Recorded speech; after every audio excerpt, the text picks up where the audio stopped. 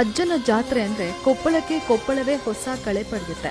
ಅದರಲ್ಲಿಯೂ ಜಿಲ್ಲೆಯ ಪ್ರತಿ ಹಳ್ಳಿಗಳಲ್ಲಿಯೂ ದೊಡ್ಡ ಹಬ್ಬಕ್ಕೆ ಸಿದ್ಧವಾಗುವಂತೆ ಗವಿಸಿದ್ದೇಶ್ವರ ಅಜ್ಜನ ರಥೋತ್ಸವಕ್ಕೆ ತಿಂಗಳು ಮೊದಲೇ ಪ್ರತಿ ಗ್ರಾಮದಲ್ಲಿಯೂ ಸಿದ್ಧರಾಗ್ತಾರೆ ಜನ. ಮಹಿಳೆಯರು ಸ್ವಂತ ಹಣದಿಂದ ಹಿಟ್ಟು ಖರೀದಿಸಿ ರೊಟ್ಟಿ ಮಾಡಿ ದೇವರಿಗೆ ಅರ್ಪಿಸುವ ಮೂಲಕ ಭಕ್ತಿ ಮೆರೆಯುತ್ತಾರೆ. ಯುವಕರು, ಮಹಿಳೆಯರು, ರೈತರು ತಮ್ಮದೇ ಆದ ರೀತಿಯಲ್ಲಿ ಸೇವೆಯನ್ನ ಸಲ್ಲಿಸುತ್ತಾ ಅಜ್ಜನ ಆಶೀರ್ವಾದವನ್ನ ಎದುರು ನೋಡ್ತಾರೆ.